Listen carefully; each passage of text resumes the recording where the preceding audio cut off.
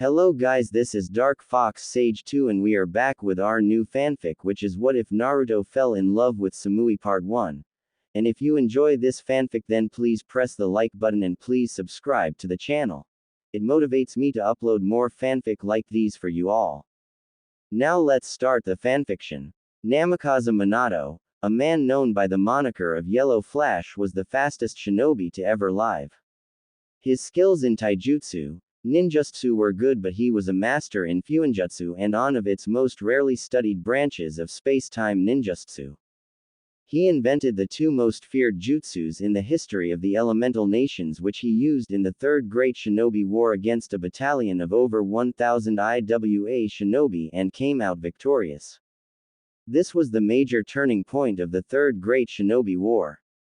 These two jutsus were which came to be known as the Hiraishin no Jutsu, and the Rasengan. Minato was considered an orphan when he was found at the village gates, but he was forced to hide his heritage because of the animosity he would have garnered with the truth. His father, the once great leader of the Uchiha clan Madara Uchiha, survived his last battle with Hashirama Senju, the Shadaime Hokage and wielder of Mokuden. Madara Uchiha, after the battle at the Valley of the End, started going away from Konoha with grave injuries. He walked through the forests for hours and was on the verge of dying from his wounds when he was found by a young woman with blonde hair and blue sapphire eyes. She took him to his home and tended to his injuries. Madara woke up after 3 days still gravely injured and looked around to find himself in a room on a bed and bandages wrapped around his torso and arms. He attempted to get out of his bed, but a loud groan escaped his lips. The door suddenly opened and the same woman he last caught a glimpse of in the forest came in and started checking on his wounds. Flashback. At first sight, Madara had to say she was a beautiful woman with sunshine blonde hair, sapphire blue eyes that had deep emotions and a playful mischief in them. She was wearing a simple pink kimono that hung to her curves, and she walked with a grace that Madara noticed could be found only in kunoichi of noble clans. As he came back to his senses, he asked the woman, "Where am I?" To which the woman replied, "You were very injured when I found you, so I brought you here to tend to your injuries." "Thank you. May I ask who are you?" asked Madara. To which she replied, "My name is Mia Namikaze, may I know yours?" Madara nodded, replied, "Madara Uchiha, former leader of the Uchiha clan. I lost the fight versus my best friend and was forced to flee in the condition you found me. I thank you for helping me because I would surely have been dead had you not rescued me." Mia nodded in acceptance and began to check on his bandages. After finishing on his bandages, she gave him some food, a few medicines, and left him to rest. After a month of recuperation, Madara noticed that his injuries were much too great and he shall never be at the level he once was. He continued to stay at the woman's house and found out that she was of the Namikaze clan, a small clan back during the Warring Clans era, and left when she was quite young due to not liking the violence which he knew all too well about. She had a kind and gentle nature and had some training in the shinobi arts. Many months passed and Madara was tired of the fighting and noted that he no longer had anything to fight for after the betrayal of his clan. He fell in love with the woman that had saved him all those months ago. He married her after 5 years and had a child. The child was named Minato Namikaze. He did not add his surname so as to protect the boy from his father's reputation. 3 years later, the child was started training in the shinobi arts and at age 6 activated the Sharingan, the birthright of the Uchiha clan. Somehow Kumogakur caught whiff of Madara's survival and his family. The Sandaime Raikage sent 5 Anbu squads to kill the man and retrieve his son to obtain the Sharingan for Kumo. They ambushed the house while Madara was out and his wife died trying to protect her son, and Madara arrived at home in her last moments and a battle ensued with an enraged Madara. He kicked the 2 Kumo shinobi out of the house and engaged them in battle. Though crippled, he was still a fearsome shinobi. The rest fired long-range lightning attacks which were dodged. Madara started going through lightning fast hand seals and yelled, "Fire style, great fire annihilation." A narrow stram of fire erupted from his mouth and suddenly spread into a giant wall of inferno. Two squads were charred immediately while the rest narrowly dodged. A shinobi suddenly came behind Madara and swiped his sword, which grazed Madara. Madara narrowed his eyes at the sword and noticed it was poisoned. He engaged him with a kunai which was infused with wind chakra and cut right through the Kumo shinobi's sword and ripped his arm off. The rest went through hand seals and yelled, "Lightning style, Gale lightning." Lightning bolts launched out of the Kumo shinobi's hands and towards Madara. With no way to dodge, Madara's Sharingan started spinning dangerously and began changing shape. Suddenly ethereal skeleton bones started forming around Madara and a purple being formed around him as Madara yelled, "Susanoo." The attacks collided and a huge blast was formed. When the smoke cleared, Madara was on his knees panting, the Susanoo still standing strong. Madara realized that he won't last long if the battle continued longer and needed to finish it in a single blow. He pushed more chakra into the Susanoo and the Susanoo started forming 4 hands and a skull over all of which an armor formed. The hands pulled out the swords over which Madara concentrated his Sharingan and the black flames of Amaterasu consumed them. He swiped the sword over the Kumo shinobi. 4 shinobi were sliced in half while the rest were consumed by the flames. As the battle ended, Madara coughed up blood and started to walk towards his house. In the house he saw that his wife was sitting against the wall in a pool of blood. He knelt down beside her as tears escaped his eyes. His wife smiled softly at him and laid a hand on his cheek. He kissed her one last time as she told him to take care of their son and told him she loved him as the last breaths escaped her lips and she closed her eyes. He screamed in agony and cried, asking the gods why.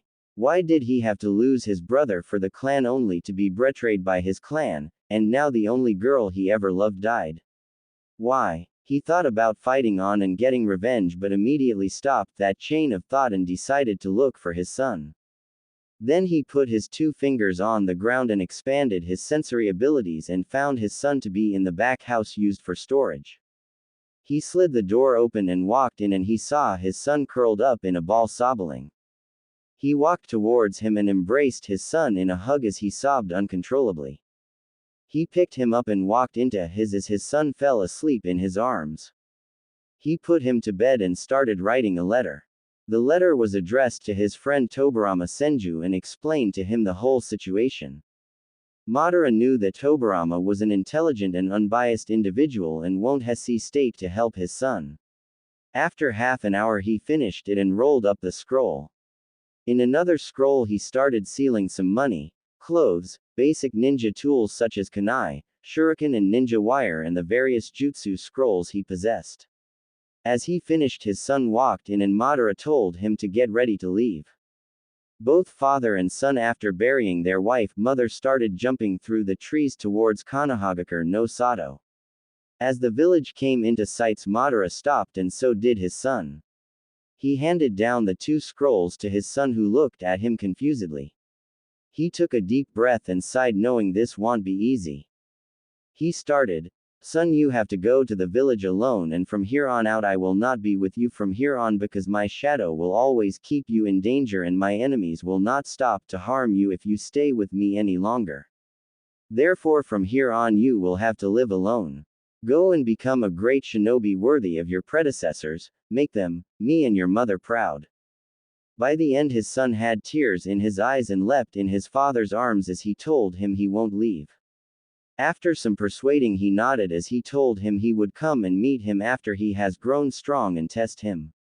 He nodded and told him the next time he met him he would beat him to the ground, to which his father chuckled and told him he had no doubt and ruffled the boy's hair. He told his son to give the letter to Tobarama Senju and that it would explain him everything and to never tell anyone who his father was. He watched as his son walked through the gates of the village as a terror caped his eye and he said to no one in particular, "Sorry my son, but with my injuries I won't last long and won't be able to meet you again. Forgive me." Time skipped to the day of Kyuubi's attack. Minato Namikaze and his wife were going to have some new additions to their family. Minato was ecstatic that he was going to be a father to 3 children at once, 2 daughters and a son. Oh, How he wanted to train his son to be a shinobi so that he could make his old man proud, and Minato already knew that Kushina always wished for a daughter. The seal on Kushina had held up pretty well, and just before birth, Minato had rechecked and strengthened it again just to be sure. Suddenly, a nurse came out from the OT and told him that everything had gone perfectly well, and that the children along with their mother were perfectly safe. Minato had heaved a deep sigh of relief at the last part. Minato had immediately rushed in, and a wide smile had broken across his face when he had seen an exhausted Kushina laying on the bed holding 3 precious children in her arms. He had gingerly taken the 2 identical-looking daughters from her arms, and had observed that the girls had retained their mother's red hair and violet eyes. Minato had handed them back to Kushina after a moment's deliberation, and he had went on to take his son into his arms, smiling ear to ear. Minato's son had inherited his strong Namikaze genes, and the boy looked just like his father. The baby boy had inherited his father's spiky blonde hair and sapphire blue eyes as well, and had 3 whisker marks on each of his cheeks to boot. His son was going to be a lady killer and have a fan club, Minato mused giddily. Kushina had already told him that she was going to name her daughters Narumi and Mito, and Minato had already told her that he was going to name his son Naruto, and for once the bickering couple had mutually agreed with one another. Suddenly, out of nowhere, a masked man warped into the room through a vortex, and launched a hail of kunai at Minato. Minato instinctively jumped back, and slickly dodged the kunai while the masked man went on to take advantage of his position to speak a select few words before warping Kushina and himself through the vortex again. 4th Hokage, I will be taking the Jinchuriki from here, and you should act fast lest see your daughters become a little. He paused for a moment's deliberation. Crisp. The masked fellow added with a childlike chuckle, and disappeared along with Kushina. Minato wondered for a moment if he was even sane or what he meant, but took one look in the crib of his daughters to see them wrapped in a blanket with exploding tags and his thoughts dried out pretty quickly. He picked up his children and used his Hiraishin no Jutsu to teleport out just in time as the room in the hospital exploded behind his back. Minato sat on his knees in silent contemplation. His eyes tracked a dry leaf fall down from a tree, and his arms cradled the snoring infants to his chest. Not a moment later, he disappeared into thin air before the leaf could make contact with the ground. Minato brought his children back to his house, and put them on the bed. He took 2 of his 3-pronged kunai with him from the table, and again used the Hiraishin marker on Kushina's seal and teleported to where she was. As he came to the clearing, he dreadfully saw that the Kyuubi had been freed and that, thanks to the gods above, Kushina had somehow managed to survive the extraction. But that was all he could thank them for, as she was just about to be pierced by its claw. He picked her up bridal style, and teleported to a nearby marker, thereby escaping the attack.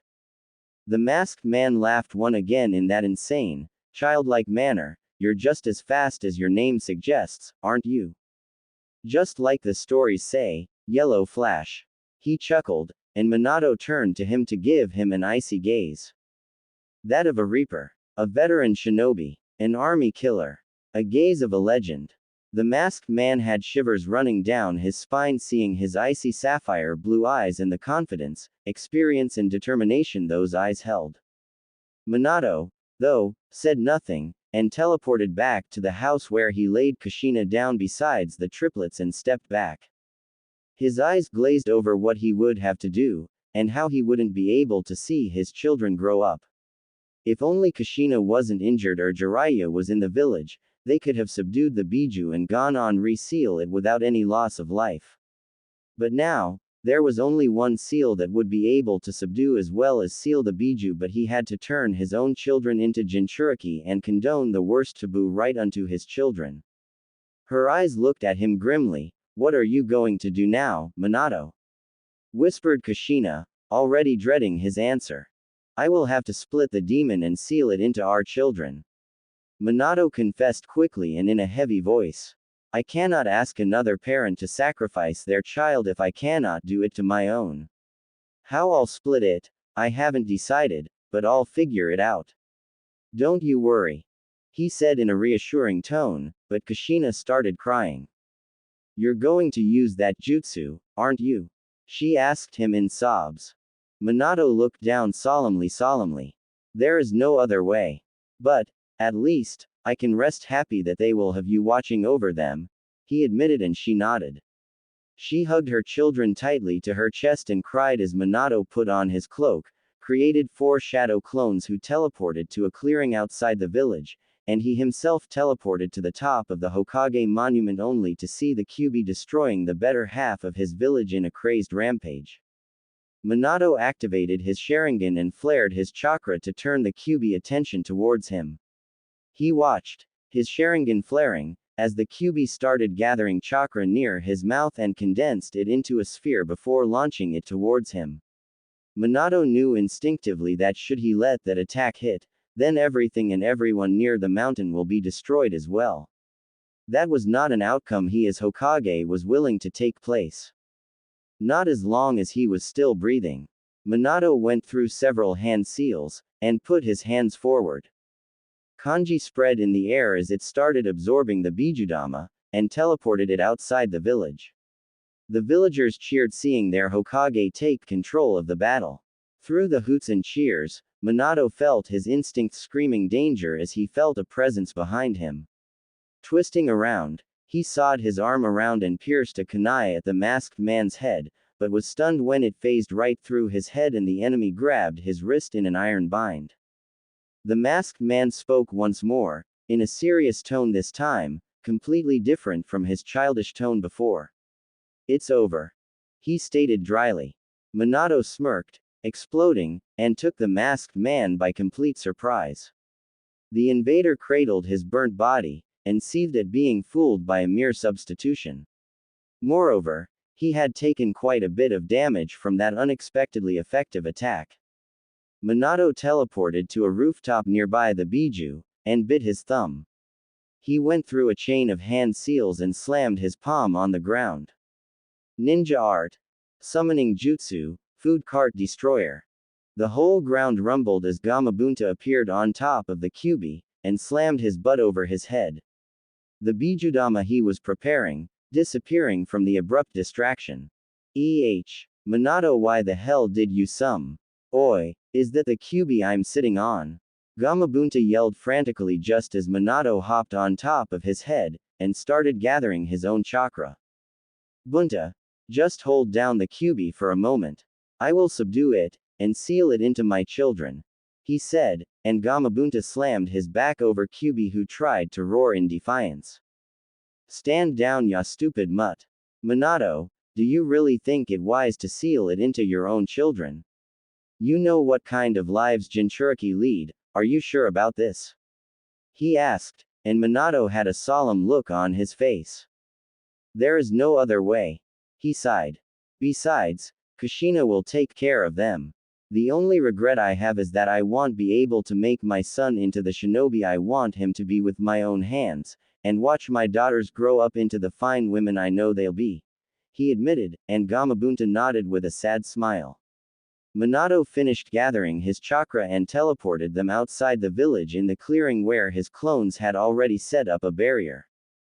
Minato, I won't be able to hold it down for long. Summon Pa and Ma for help, yelled Gamabunta.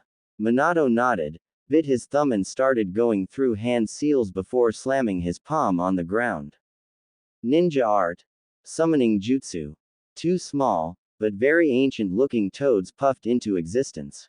Minato-chan, what is going on here? Why is Gamabunta sitting on the Kyuubi? And why is it free? What have you called us here for? Asked Pa in a frenzy. Ma turned her gaze to Minato as both came to a knot, feeling dread coil in their hearts upon understanding the situation. Pa, Ma, I am going to split the Kyuubi and seal it into my children. Minato confirmed their worries. Please, I need your help. Hold it down for me while I set up the ritual, he requested desperately, and Pa and Ma nodded. They rushed to the Kyuubi to hold it down using senjutsu while Minato created a shadow clone who teleported and brought his children, and Kushina along, to help stabilize and check the seal after the sealing was done. Minato went through a chain of hand seals, and summoned the ritual altar from hell while the clone kept his children on the altar. Minato went through hand seals one last time, and clapped his hands together. Forbidden secret art. Dead demon consuming seal. A feeling of dread and coldness swept over the field as the Shinigami appeared behind Minato. What do you wish to seal, mortal? Questioned the Shinigami just as Hiruzen, Kakashi and Tsunade appeared outside the barrier only to helplessly witness the sealing take place. Shinigami-sama, I wish to seal the Kyuubi into my children. My wish is to split it, and seal it into them. Minato wished. The Shinigami spoke up again, the children won't be able to hold half of the chakra and the soul together. Their bodies will not be able to withhold the strain the seal will cause. I must split its yin and yang chakra, and split them from its consciousness and body to seal it separately. Choose, mortal, which child will hold what? Shinigami stated monotonously.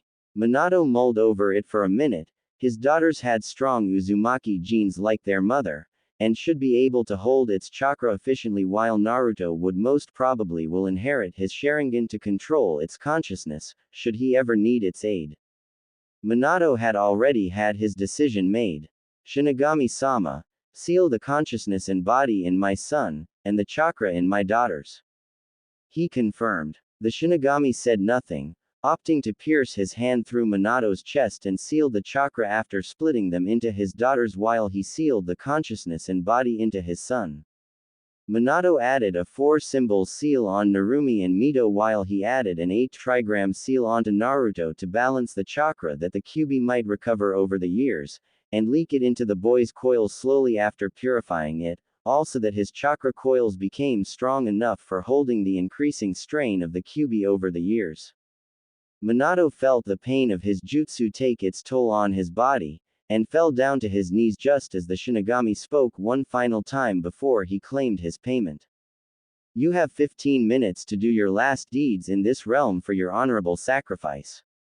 See and do what you want in these last moments before I claim your soul, and take you to the afterlife. Forever. The Shinigami stated, and Minato nodded gratefully.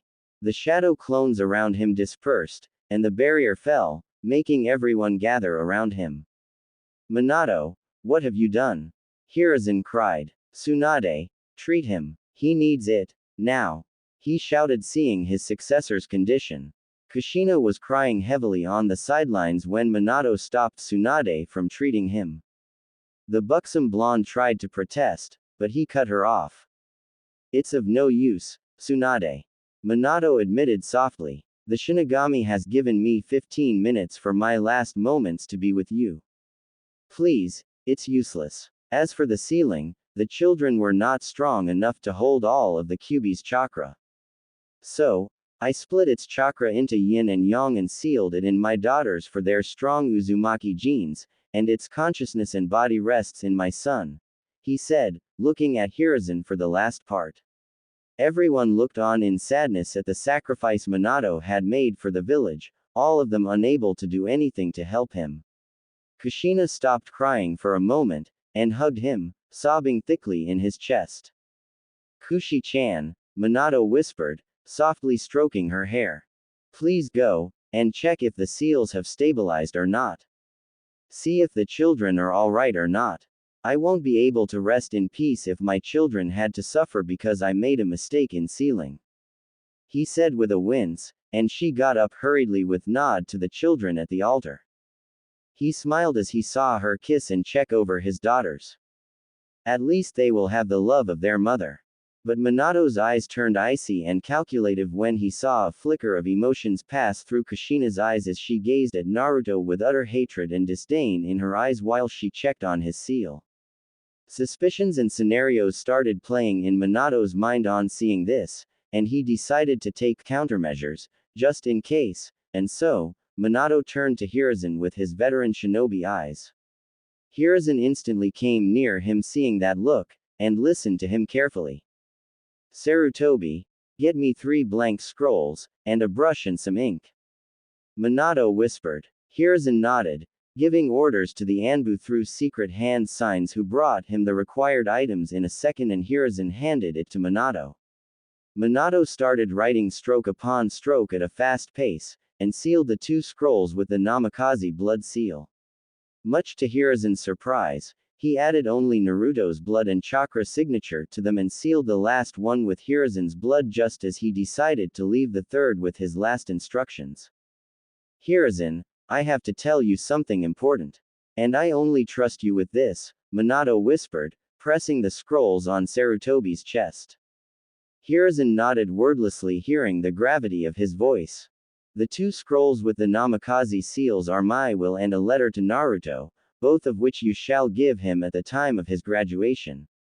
The entire Namikaze fortune shall be sealed until the time he graduates from the academy and has enough experience and maturity to claim them as his, and his alone.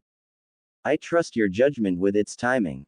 The scroll with your blood seal is a letter that you must only open if Kushina ever decides to harm, or abandon Naruto. Under no circumstances are you to let anything happen to him. Have him seen as the hero of the village he is. Naruto shall be named the Namikaze clan heir due to his strong Namikaze genes, while Narumi and Mito will inherit the Uzumaki fortune. I trust you to take care of Naruto if my suspicions come true. Can't I, Sarutobi? Hiruzen clasped his shaking hands and nodded tearfully. In reverse, summon Pa and Ma at the time you reveal his heritage.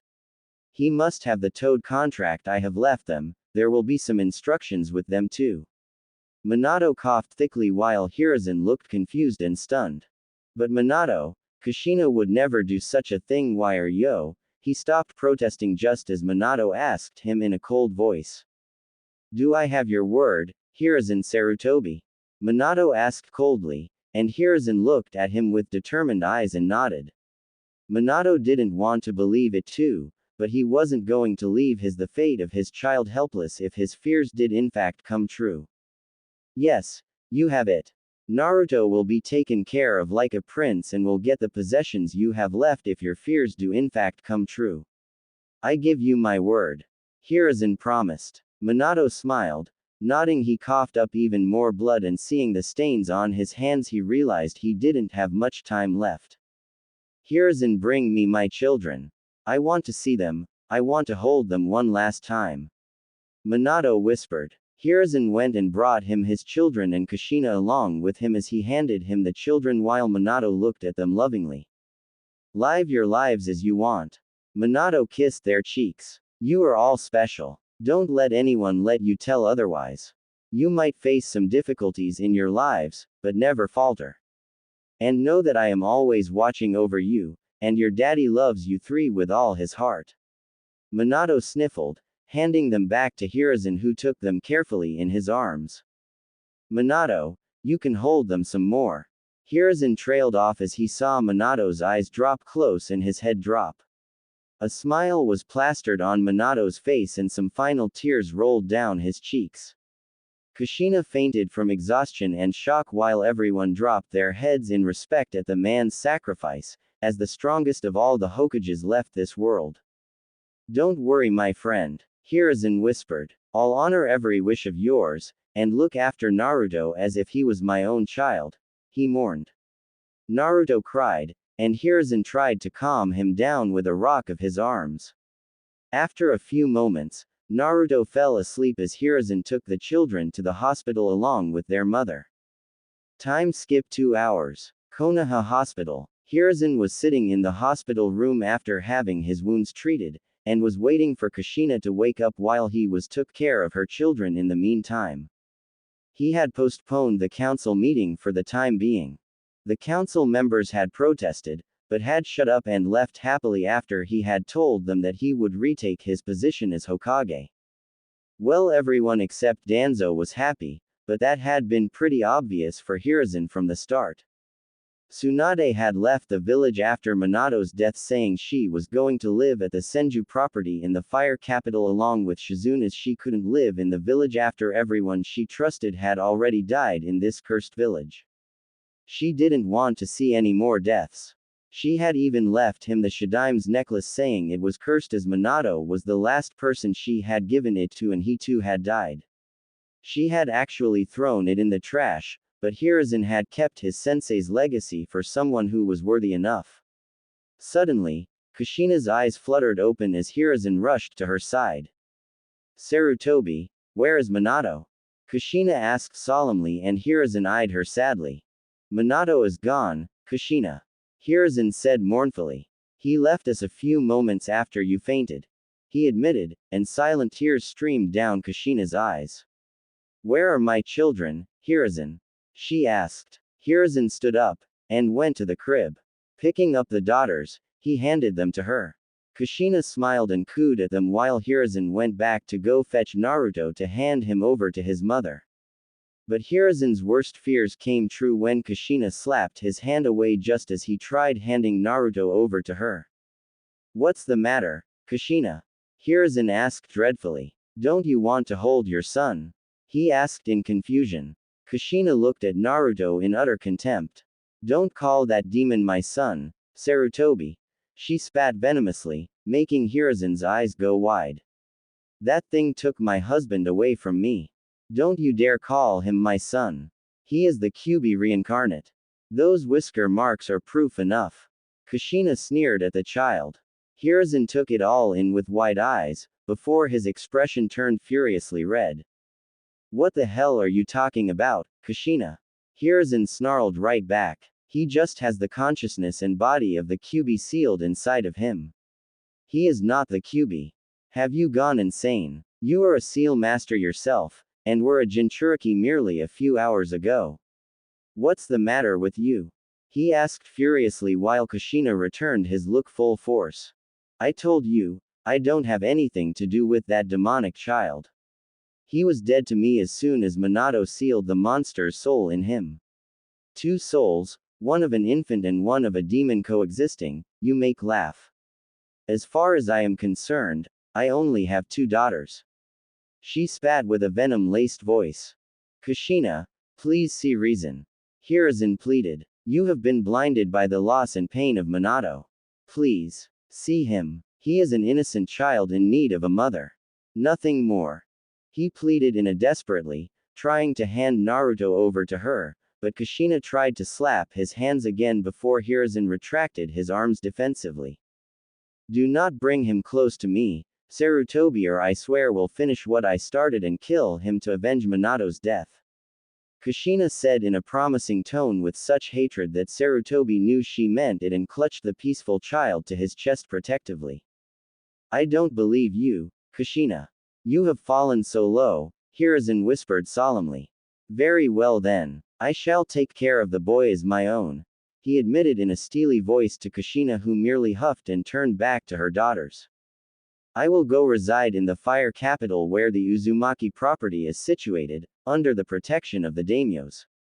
Kushina's words took Hiruzen by surprise. I'll raise my daughters over there and will come back during the time of their graduation, after I am satisfied with their training, she promised, and Hiruzen nodded wordlessly. Minato, you truly were a genius in every sense of the word. I never believed Kushina could do such a thing to her own son until now. But you saw right through her, even in the face of death, and took precautions. Don't worry, old friend, I'll protect Naruto from every danger, whether it be from outside the village or the inside.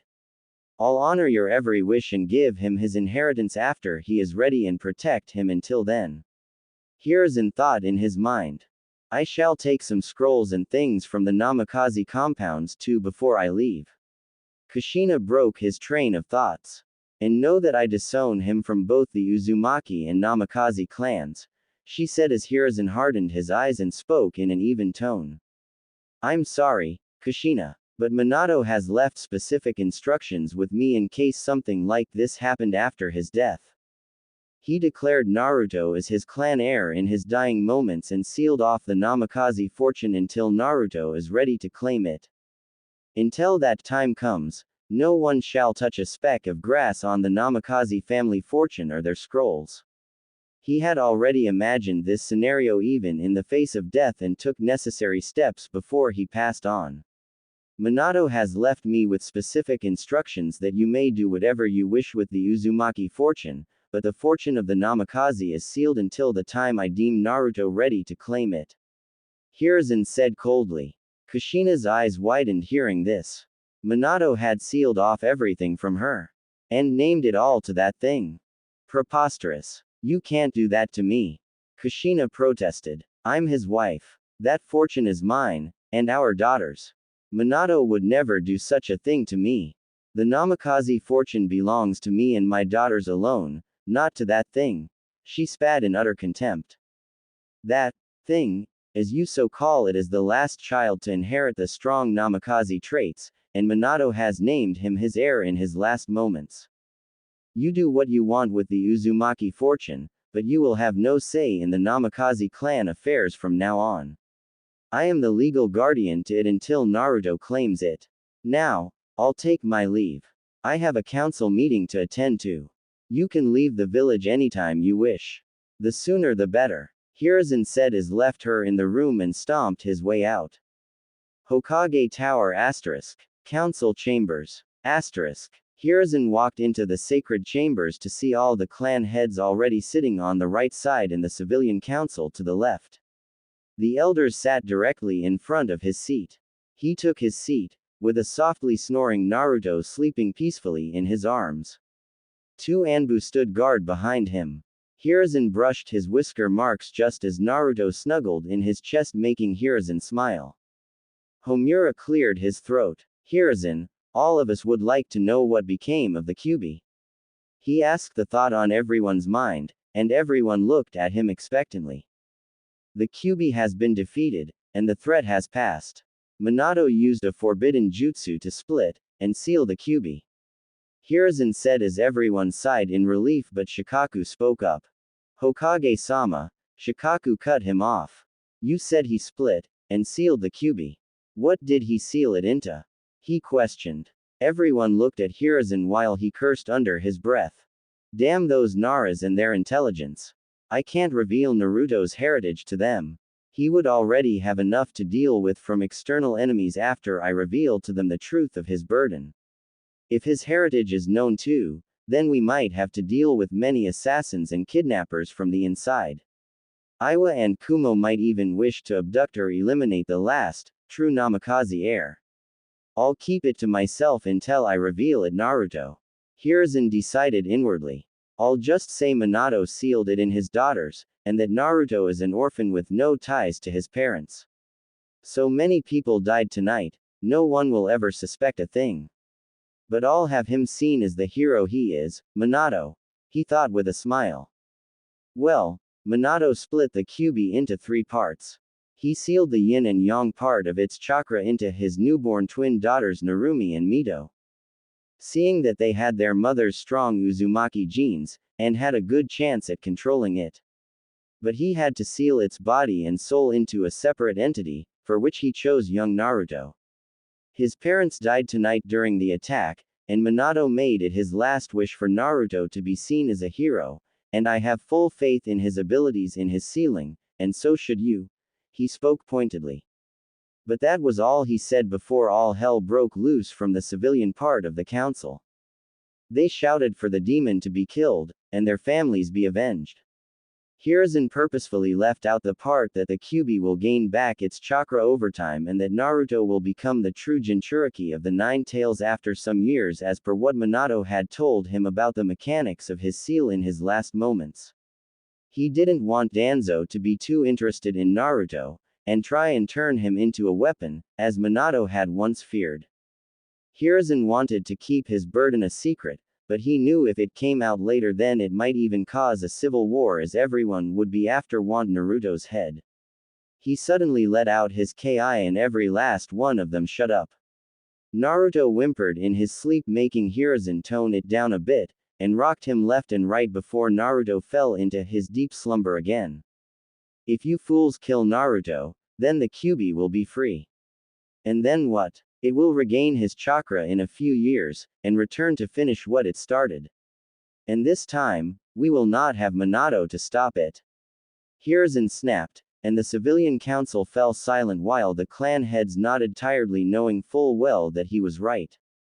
Hiruzen, where are the Jinchuriki with the chakra of the 9 tails? Danzo wondered as expected. I suggest that you let me take over their training and upbringing. I'll help them control their emotions better, and make them absolutely loyal to the village.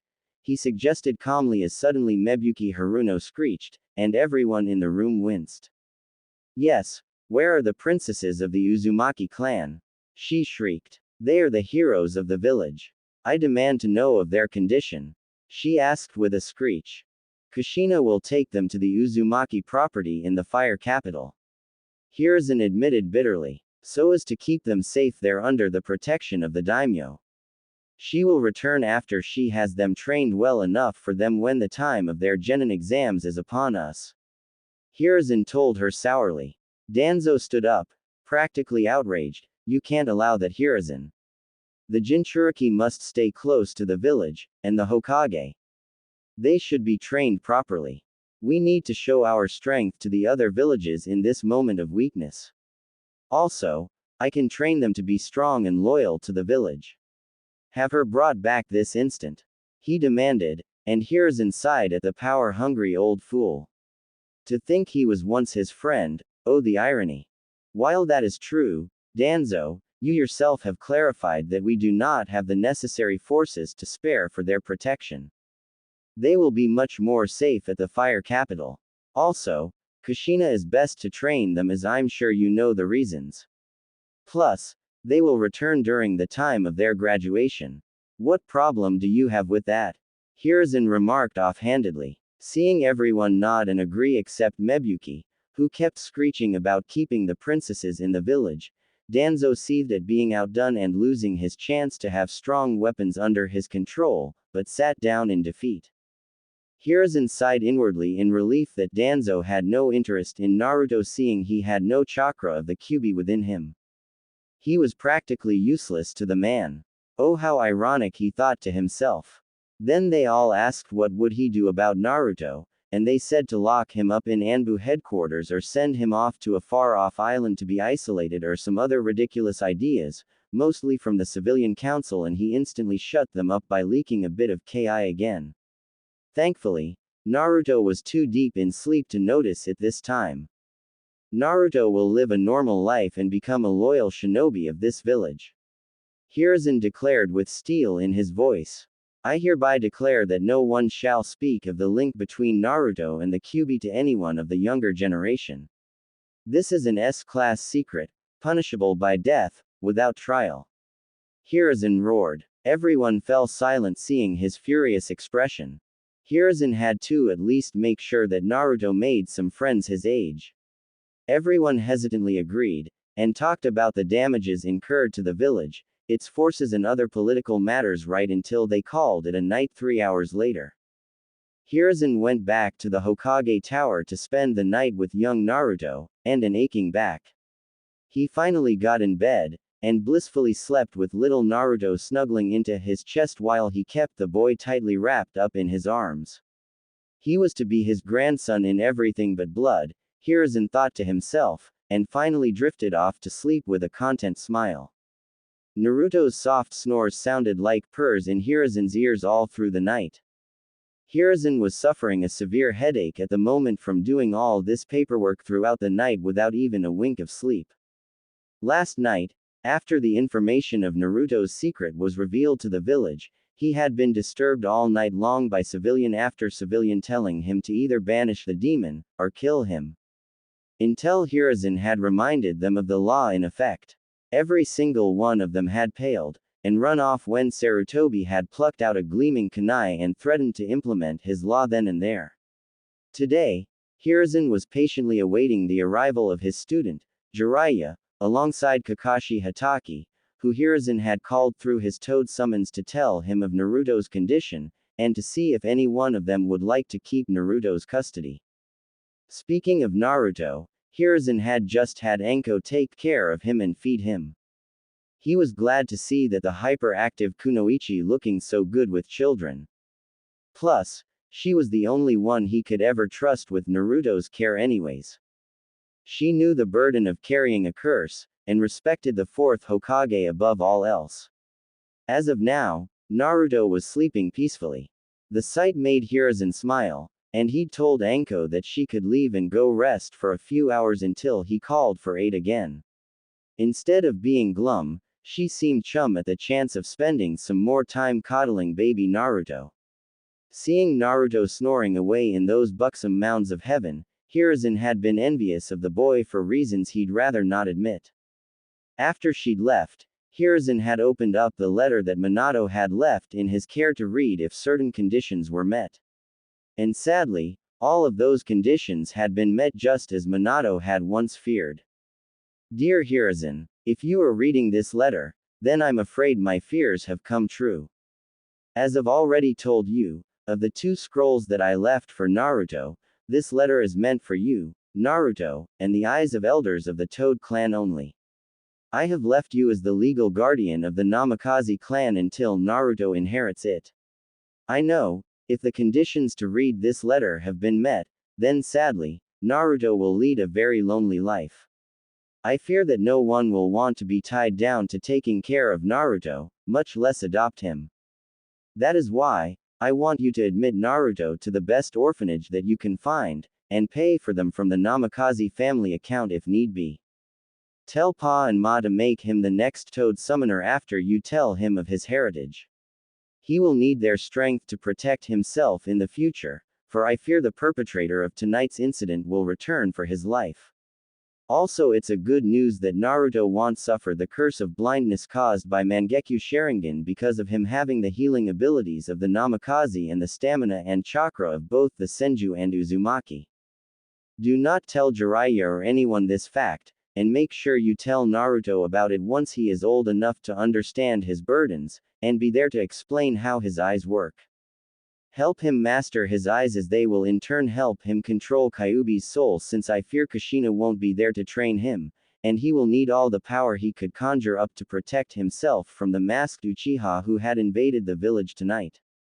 The Toads too will help him to control his power since they have the scrolls he will need to learn his powers. I do not want Jiraiya to adopt him because he will make up a silly argument on how Naruto is the child of the prophecy. Please have him raised as a child and not a tool, Sarutobi. I know he will wish to do so with Narumi and Mito as well, and I don't want Naruto to be burdened with such things at such young an age, and live a childhood that I could not. Try to keep my daughters away from the prophecy too, if you could. I want my children to have a normal childhood, and to have their innocence kept intact for as long as you possibly could. Protect him, if nothing else, Hiruzen, as a last favor to this dying father and friend.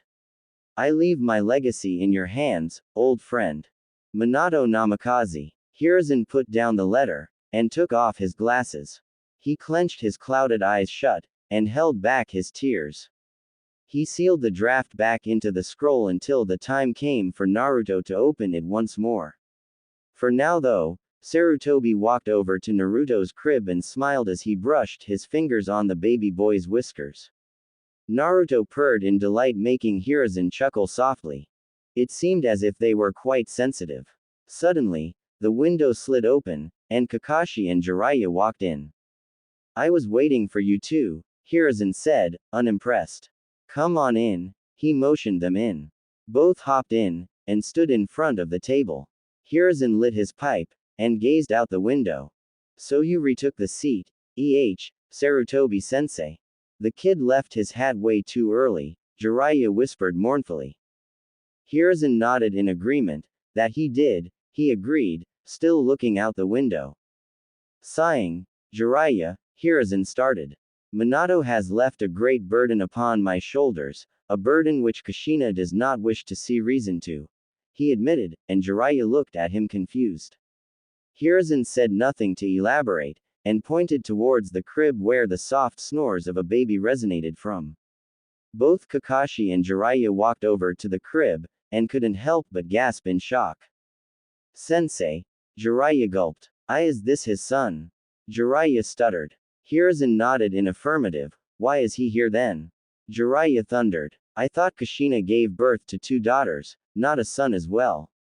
She told me as such when I sent her a summon last night. But she told me that she was leaving today at dawn for the fire capital. If he is, in fact, her son, Then why is he here? Jiraiya naturally had to ask. Hiruzen smiled sadly, and continued on gazing out the window. She blames him for the death of Minato, Jiraiya. Hiruzen didn't mince his words. She looks at like him as if he is the Kyuubi reborn. Kushina is looking for someone to blame and vent, and has sadly chosen little Naruto as her culprit. Last night, she disowned him, and even threatened to kill him. Now, Jiraiya, I wish to ask of you, will you adopt Naruto? Hiruzen dropped the bomb. I know that you have a spy network to manage, but we can set up a timetable for it. I can have someone I trust help you with little Naruto. So what do you say, Jiraiya? Will you accept him? Hiruzen asked hopefully. He honestly thought without a doubt that Jiraiya would accept the boy willingly to honor his apprentice's last wishes. I'm sorry, sensei. Jiraiya's apology formed a pit of ice in Hiruzen's stomach.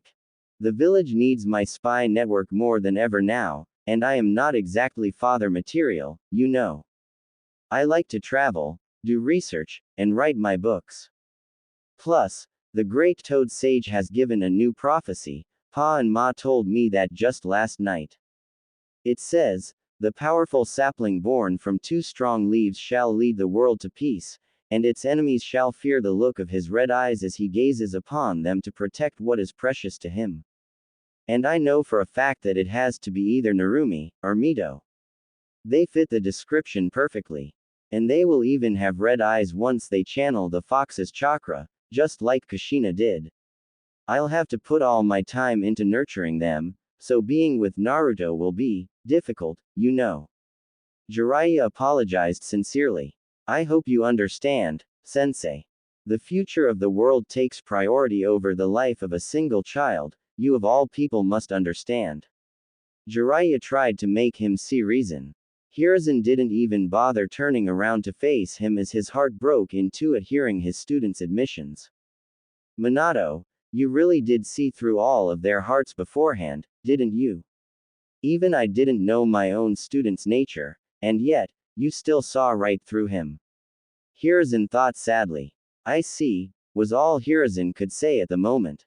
Jiraiya was happy that his sensei was understanding his reasons. After all, the world did prioritize over Naruto, even though he did not like doing it. What will you do then, Kakashi? Hiruzen switched his words to the Jonin monotonously. Lord Third, Kakashi bowed his head. I want to return to the duties of the Anbu. I have to get over my grief of losing yet another person precious to me. Naruto looks too much like Sensei, and I won't have the time to look after him with my missions. But I promise, I'll watch him over him from the shadows, and even become his Jonin Sensei when he grows older. He promised. That's quite a ways away for now, Kakashi. Hiruzen remarked pointedly. Kakashi nodded, knowing full well what the man was trying to imply, that it is, sir. To be honest, after everything he'd heard, Hiruzen wasn't even surprised anymore. I understand, Hiruzen waved his hand dismissively. Both of you are dismissed. He dismissed them. I think you've heard everything. Hiruzen questioned seemingly no one in particular. Two small toads came out of the shadows of the wall, tapping their canes to show their displeasure over the matter. Yes, we did. Pa clipped, annoyed. I'll admit, I never expected Jiraiya boy to leave Naruto-chan just for our prophecy, and his disgusting habits. He has fallen in respect of the Toad's great elders. We came up to check on young Naruto-chan, but I never imagined that Kushina-chan would forsake her own child, even if it is grief that has clouded her eyes. Ma admitted somberly. Neither did I, Hiruzen sighed. The Leaf Village too has disrespected Minato-chan's wish for Naruto-chan to be seen as a hero. Pa said with steel in his voice. The leaf has fallen from the grace and honor it once used to hold, back in the days when Hashirama-chan and Tobirama-chan used to guide its reins. Ma spat. Hiruzen smiled, thinking of those times, and knowing that they were right. This really wasn't the same village anymore. Its founders would have been ashamed of what their vision became in wake of their deaths. What do you wish to do now? Hiruzen asked the two toads. They looked at each other, and nodded. We shall remove Jiraiya-chan from the Toad summoning contract, effective immediately. Pa tapped his cane decisively. He has fallen from the ways of our clan. We will make Naruto-chan our new summoner, and we shall pledge our loyalty to him and only him, not to the leaf. Bunta also said that he was excited to fight alongside the child, once he was older that is, and wanted to become his familiar. He wishes to introduce him to his sons too, Gamakichi, and Gamatatsu. We shall be loyal to the leaf so long as Naruto-chan intends to protect it, and no more. He declared his loyalties to the stunned Hokage. But the Toads have been allies of the leaf for, Hiruzen tried to protest. Ma interjected, the great Toad sage believes him to be the child of prophecy, and we do too. She added, Minato-chan entrusted us the key to his heir's seal, and asked us to give it to Naruto-chan whenever you deemed him ready. There are many things that Minato-chan left at Mt. Myoboku for him to inherit. We shall give it to the boy after he becomes aware of his heritage, she said in an iron voice. Pa and Hiruzen nodded in agreement to her words, but Hiruzen couldn't help but worry a little. The leaf had taken yet another loss in power by almost losing the only powerful battle summoning contract left in the village, if not for Naruto. The snake contract was with Orochimaru, with Anko only having a partial contract to them. And the slugs were loyal to the Senju and the Uzumaki only, and Hiruzen could only wonder how long the ears of Shikatsu Forest would remain oblivious to this truth. Kushina and Tsunade were the only summoners left, and they too were not active shinobi of the village. Hiruzen wondered if taking the seat had indeed been the right thing to do with all the power vacuums left in wake of Minato's death. Hiruzen looked at little Naruto with a smile, knowing full well the boy would be a thorn in his backside, and cause him a hell of a lot of paperwork when he grew up. He was already really important to the village as the last of the Namikaze, and the only summoner to the legendary Toad clan now as Jiraiya had been expelled from the contract. He thought about his student's reaction when he realized that his contract, on which he was so heavily reliant, was nullified. He watched silently as Pa and Ma walked up to Naruto's crib, and Pa picked him up.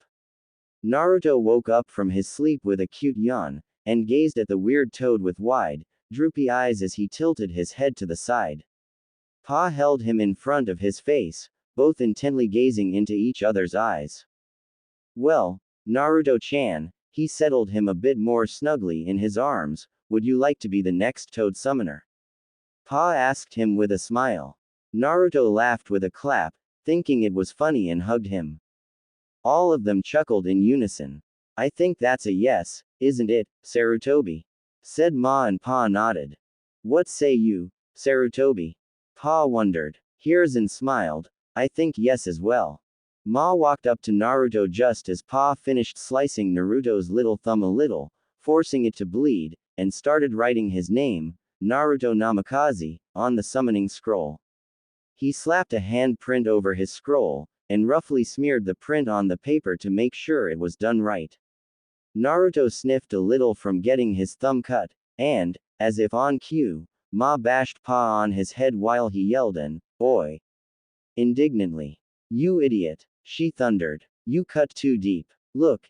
You made him cry. She roared when Naruto sniffed again, and Ma plucked him up from the ground, and rocked and cooed him. Ah, Naruto-chan is a brave boy. Isn't he, isn't he? She cooed and the boy giggled, momentarily forgetting his pain while his thumb healed almost instantly. Hiruzen was wide-eyed at the speed with which it healed, as was Pa. It seemed that the Kyuubi gave him a healing factor. Pa had come to the same conclusion as Hiruzen had, and was equally shocked as well. He wished to ask what will become of little Naruto and who will look after him from here on out, however. What are you going to do about young Naruto's nurturing, Sarutobi? Pa wondered. Where will he live?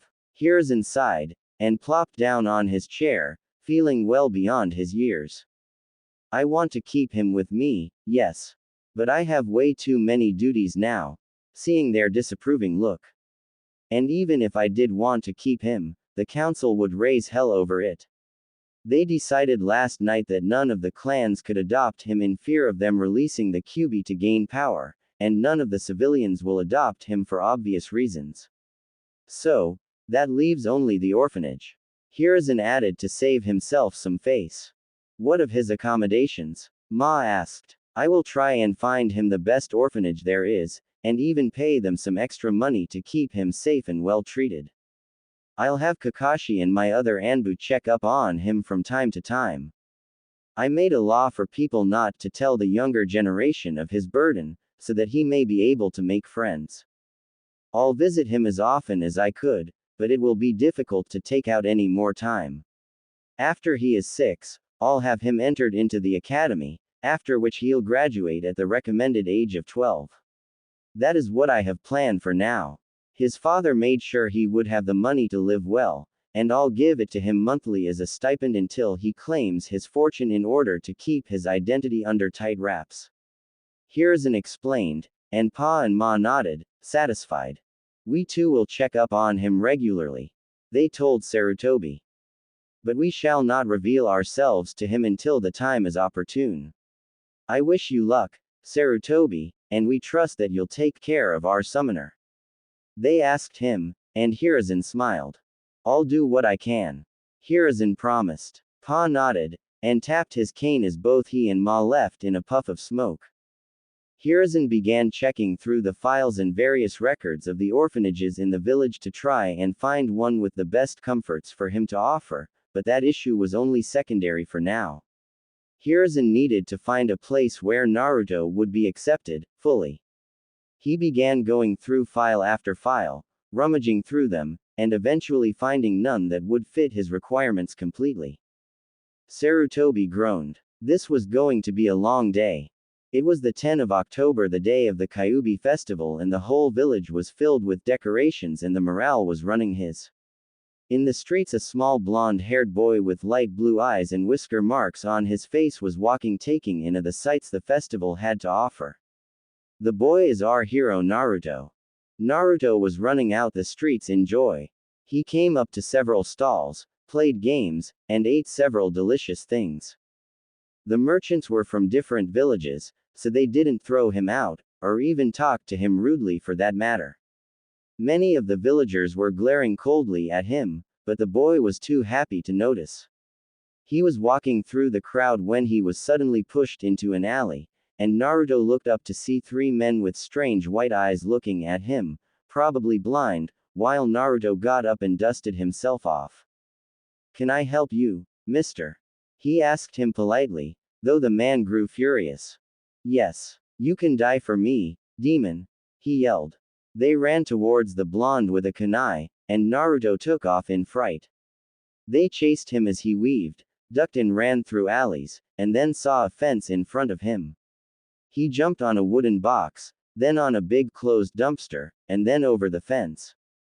Naruto turned to see the men and how far they were, but watched in horror when they threw a slew of 10 kunai knives at him, and Naruto felt fear clutch his chest. How was he supposed to dodge them midair? Naruto's heart rate accelerated, blood pressure increased, and he unconsciously channeled a huge pulse chakra to the veins behind his eyes. As soon as his eyes were flooded with enough chakra, the world around him grew sharper. He could even make out the wings of insects flying in the air, and saw that the kunai knives that were too fast for him to decipher, now appeared to be moving towards him in slow motion. Confused, Naruto grabbed onto one of them in midair, and started deflecting the rest of them. He managed to deflect 7 of them, but wasn't able to finish the last 2 even though he could argue that they were a lot slower than he was, one of which lodged itself in his right shoulder, the other in his left thigh. Naruto howled in pain, and fell down. Reading manga series. He crawled back into the corner of the dead end to the alley and brought his knees to his chest defensively. He curled up into a ball, knowing he couldn't escape now. Naruto whimpered, and waited for the pain to come just as they started kicking his small body, and his cries for help were drowned in the loud music adorning the festival behind this hell. Did you see his eyes? One of them exclaimed as he launched another kick. Yes, seems as if he has the Sharingan. Is he an Uchiha? The other one asked. No one has activated the Sharingan at so young an age. The demon must have stolen them from a corpse. Serves him right that we are here to witness its true colors, the third one devised, and they started kicking him even more viciously. Naruto could do nothing but take it all. It hurt so much, but why were they hitting him? He wasn't a demon, was he? His mind closed in on itself as he numbed out from the pain, and fell unconscious. But they continued beating him, not bothered by his poor state in the slightest. They wanted to kill him slowly, and woefully become the silent heroes of the village that avenged their savior on the night of his noble sacrifice. Now then, let's finish this, said the first man, and was about to stab Naruto in the head before he was stopped by a wave of killer intent. Turning around, they saw an Anbu wearing a weasel mask standing behind them. From the mask, a fully developed Sharingan could be seen, and all three tomos were spinning dangerously at the villagers. What is going on here? Asked the Anbu. Well, you see, Anbu-san, we were finishing what the Yondaime started. You should take the last hit as he stole your clan's Sharingan, said another villager. As soon as he said that, the Anbu weaved through hand seals at lightning pace and shouted, "Fire style! Great fireball jutsu!" A large fireball escaped his lips and completely engulfed the villagers, killing them at the spot. The Anbu then rushed to Naruto, who was beginning to wake up. Looking up, he saw the Anbu use Sharingan and said, "You got very cool eyes, mister." The Anbu looked at Naruto and gasped. A boy no older than 4 years old had activated the Sharingan. He is the youngest person ever to awaken the dojutsu. Naruto then turned to look at the Anbu with fearful eyes and said, "Are you going to hit me as well? If so, please kill me. That way I can go to my daddy and live with him." As he said that, he fell unconscious again, this time barely holding on to his life. The Anbu immediately picked him up and rushed to the hospital. Upon reaching the hospital, he shouted, "Nurse, it's an emergency." A nurse quickly rushed but stopped when she saw who the Anbu was holding and sneered. "Take that thing away, we don't treat the likes of him." As soon as she said that, a wave of intense killer intent filled the whole hospital, causing all of the staff members to hold a collective breath. Hospitals and treatment centers. The Anbu then said, "I am going to ask you once more, treat him before I kill you and your families." As soon as he said that, an indignant yell came, "You can't do that." "Oh, but I can. According to the law of the third Hokage, any prejudice against Naruto, any mention of the word demon in public will be executed without trial. Now would you want that?" The Anbu calmly asked. The staff then shook their heads and took Naruto to an operation theater. The Anbu stopped releasing his killer intent and said, "Neko, go get Inu Taicho and inform of what happened to the Hokage." Another Anbu with a cat mask nodded before disappearing into the shadows. A few minutes, the Hokage and another Anbu with silver hair and a dog mask rushed to where the Anbu was standing and said, "Weasel report. Hi Hokage-sama. I was taking my normal perimeter check when I saw that Naruto-kun was being beaten senseless by a mob of villagers. I immediately asked them what was going on, to which they said, and I quote, 'We are finishing what the Yondaime started by killing the demon.' I immediately set a giant fireball jutsu on them, killing all of them. I then went up to Naruto-kun and brought him here, where first he was refused treatment, but after a little convincing they began to treat him. After that I sent word for you and Inu Taicho to come here," said Weasel. "Anything else happened?" asked the Inu Anbu. Weasel sighed and motioned both his captain and the Hokage to come closer before whispering in a very low voice, "It seems that he has activated the Sharingan. I saw it clearly, he had the Sharingan with one tomo in each of his eyes."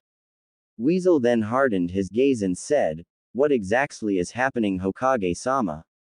Hiruzen sighed before saying, "He is the Yondaime's son. Be sure to not tell this piece of information to anyone. It also includes the fact about his Sharingan. If I hear you telling it to anyone, I will kill you. This is an SS-ranked secret. Do I make myself clear?" "Hi Hokage-sama," said Weasel as the door to Operation Threader finally opened and a doctor walked out with a big frown plastered on his face. "How is he, doctor?" asked Hiruzen. "He is stable. We prevented him from getting any permanent damage. Hus Tenant is also healing him quicker than most. Though I question as to why some of the villagers would beat up the kids so young so badly, replied the doctor. Can I see him? Asked Hiruzen. That you may, he should be up in a couple of hours, replied the doctor as he turned and left the three. I want both of you to watch the boy in the room. I'm going to the office to set some shadow clones. I will be back in 1.5 hours, said Hiruzen to both the Anbu, who wordlessly nodded and disappeared into the shadows. 2 hours later, hospital room. Asterisk. Naruto's eyes fluttered open and he sat up and yawned before looking to the side and spotting one Hiruzen Sarutobi looking at him with worry and sadness. How are you feeling, my boy? Does it hurt anywhere? Asked Sarutobi as he moved and sat beside Naruto. I am feeling fine, old man, just a little sore. By the way, can you tell me why do the villagers hate me so much? Asked Naruto. I do not know, Naruto, said Hiruzen. It hurt him a lot to see the blonde ball of sunshine so quiet. It seemed as if a part of his innocence had left him completely. Gigi, am I demon or a monster? Asked Naruto, his voice barely above a whisper. Naruto, look at me. You are in no way a monster, you understand me. I am the Hokage, the most knowledgeable person in the village. If I say you are not a monster, then you are not a monster, said Hiruzen, to which Naruto smiled a genuine smile and said, Thank you, old man. Could you please ask Mr. Anbu to come out? I want to thank him for rescuing me, said Naruto as he looked down shyly. Naruto, how do you know he is here? Asked Sarutobi with a shocked expression. I don't really know, I just felt him here.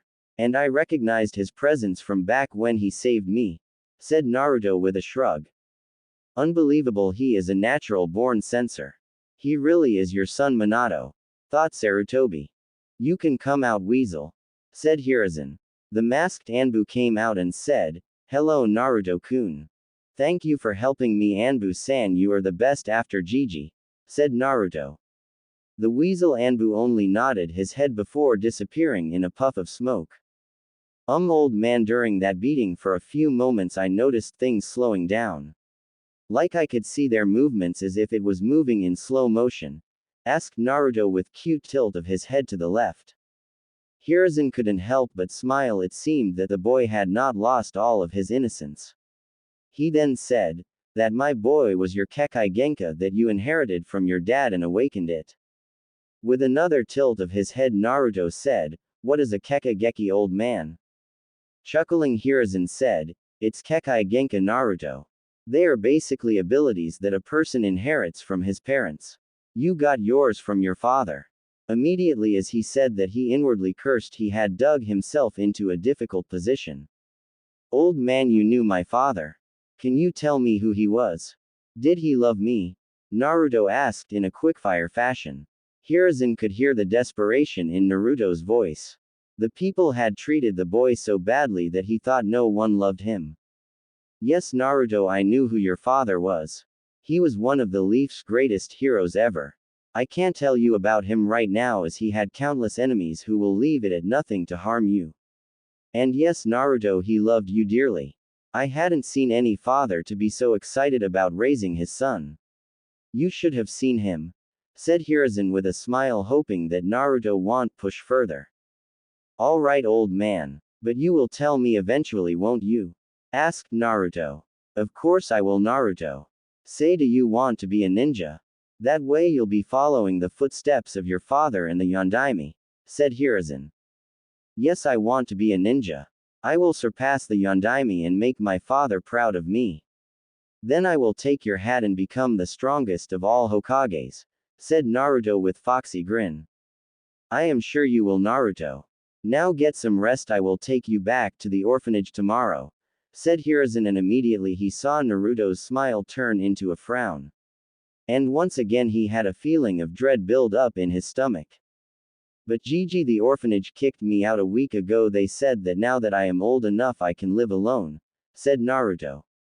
Hiruzen sighed tiredly at that and said, It's okay, Naruto, you should get to bed. We will figure something out about your accommodation and training tomorrow. Good night. he said as Naruto smiled and nodded before rolling over and sleeping. Once outside the room, Hiruzen said, Inu, go visit the orphanage, get all the wardens to Ibiki and have him question them. If anyone is even remotely involved in hurting Naruto, execute them without trial. Hi Hokage-sama, said Inu as he disappeared in a puff of smoke. I am getting too old for this shit, said Hiruzen as he sighed and made way to his home. The next day after being discharged from the hospital, Naruto made his way to the Hokage's office. On the way he felt people glaring at him and once again wondered what did he do to deserve this treatment. Was he really a demon? Quickly shaking his head, he remembered what his Gigi said and was sure that he wasn't a demon. Hospitals and treatment centers. Reaching the Hokage building, he entered and made his way towards the Hokage's office. On his way he stopped to greet the Hokage's secretary, who he saw as an older sister figure. Ohio Mina Nichan, said Naruto as he walked up to her. The secretary turned to him before giving him a warm smile and then picking him up in her arms. She then said, "Ah, it's my cute little Naru-chan, what are you doing here?" Gigi told me to come to him after I got discharged from the hospital, Naruto replied cheerfully. Wait, why were you in the hospital? Asked Mina, her voice laced with curiosity and concern. Naruto then recounted all of the events that had occurred over the past week.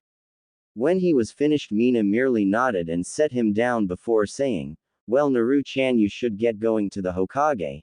After all, today is the day you will be starting your training to be a ninja."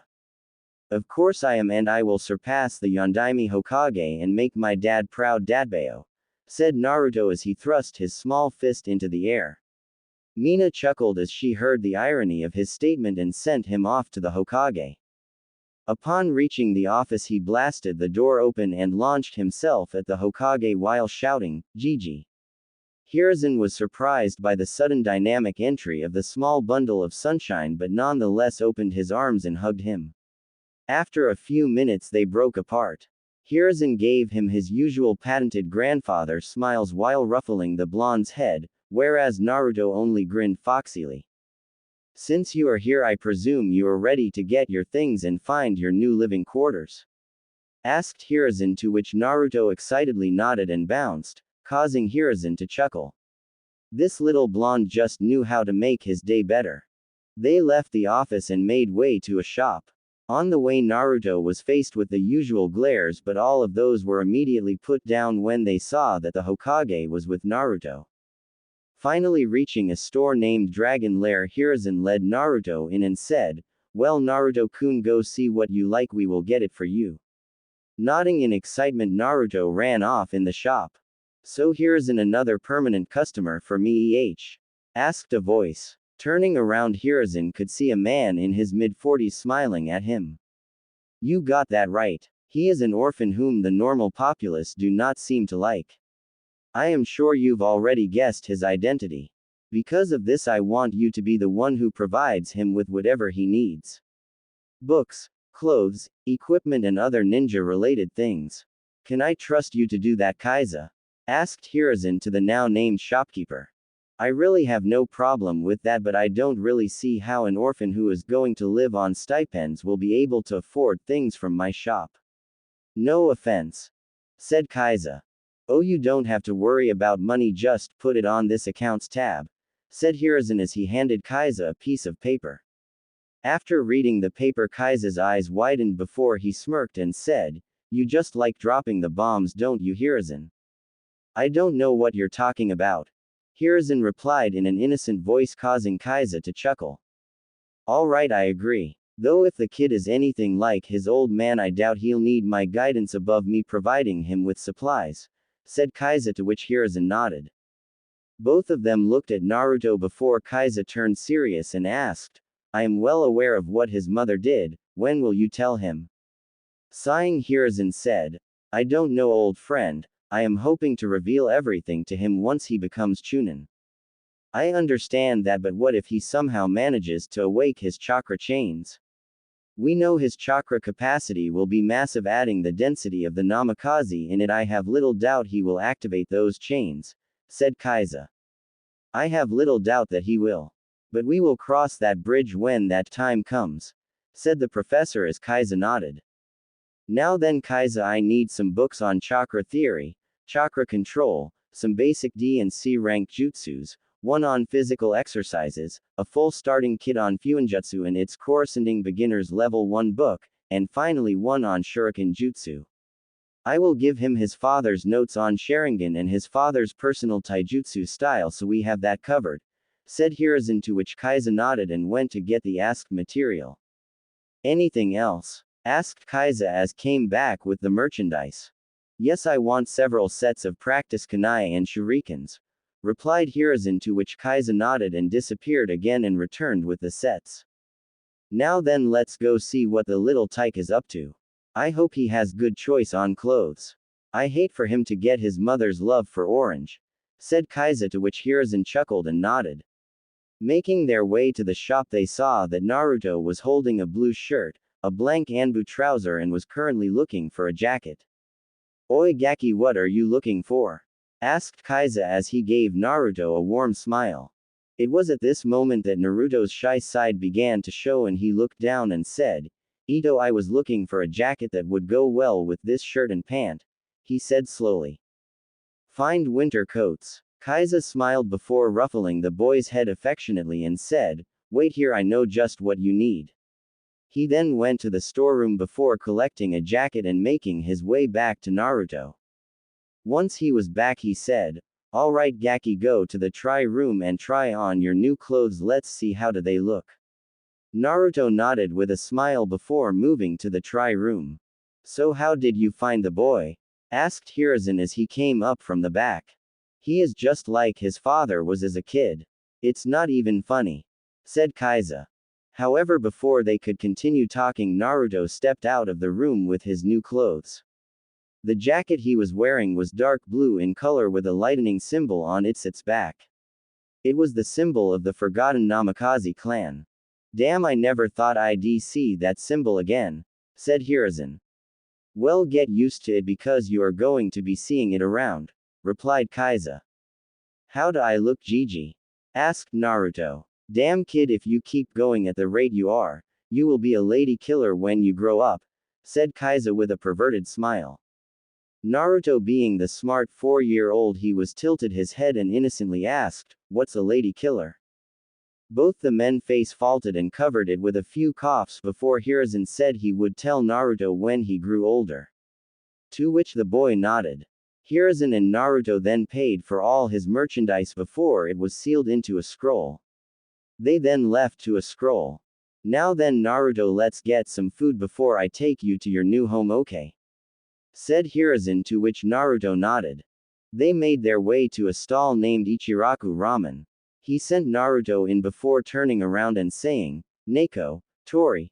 Both the Anbu appeared before him and bowed, waiting for orders. Tell Sparrow to head to the training ground behind the Hokage monument and create his best house over there. Also take this money and get good furniture, food and utilities in it. Tell him to make it equal to a 3-bedroom apartment, said Hiruzen, to which both the Anbu nodded. They took the money given and disappeared in a puff of smoke. Moving back inside the stall, he arrived to find Naruto sitting on a girl's lap as he ate ramen. The girl was cooing at his cuteness as he ate. He sweat dropped at the sight before saying, Hey Tsuki. As he said that, a fat man appeared at the counter and said, Ah, Hokage-sama, how may I help you today? Ah, nothing special Tsuki, I was just showing this place to Naruto over there. He seems to be enjoying himself, said Hiruzen as he fondly looked over to Naruto, who had a look of bliss on his face as he ate the ramen. If the boy is anything like his parents, I am sure I will be set for life, said Tsuki, which caused Hiruzen to abruptly turn his neck to face the chef. How do you know his heritage? Hiruzen whispered urgently. Tsuki snorted and replied in an equally low voice, blonde hair, sapphiric blue eyes, addiction to ramen and a verbal tick of, Dadbao, if he isn't the son of Minato and Kushina, I'll give my shop away. Hiruzen gave a low sigh before saying, You are right in your analysis Tsuki, however you can't reveal that information to anyone. It's a double S rank secret. Tsuki nodded before frowning. He then said, Why isn't he with Kushina?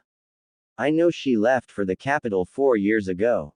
Hiruzen gave a tired sigh and proceeded to tell Tuki what had happened. To say Tuki was livid would have been an understatement. He was growling before he took a sharp intake of breath and said, "Don't worry, I won't tell him, and I'll also provide him with food. I'll alter my recipes a little so as to give him the proper nutrition he needs, since I doubt he'll be allowed to eat anywhere else." Hiruzen nodded at that and both turned to Naruto, who was currently eating his 5th bowl of miso ramen. After paying and bidding the father-daughter duo goodbye, they were making way to the Hokage monument when Naruto spotted the library.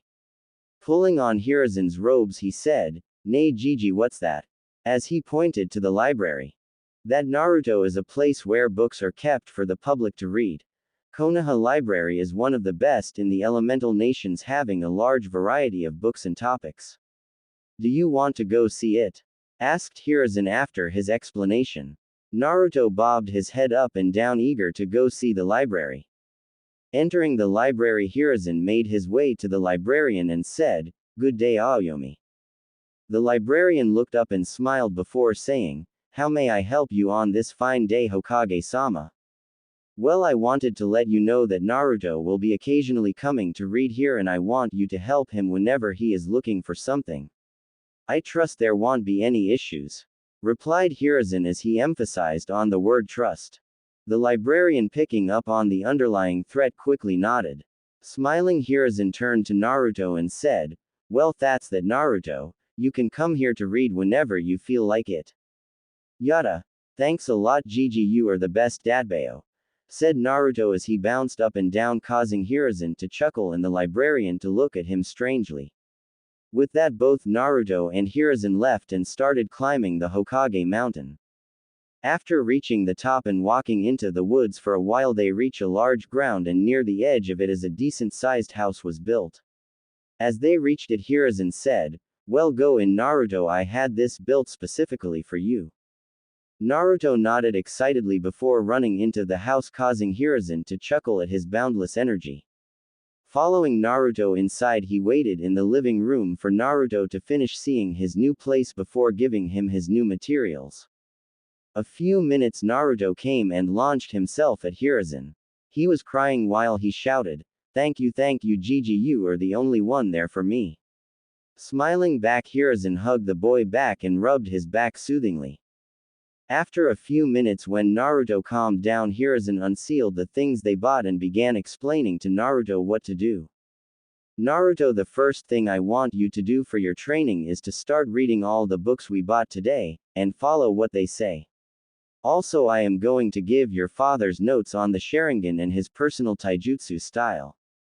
And another scroll which has several non-elemental jutsus inside. How that scroll will only open after you have completed the both on chakra control.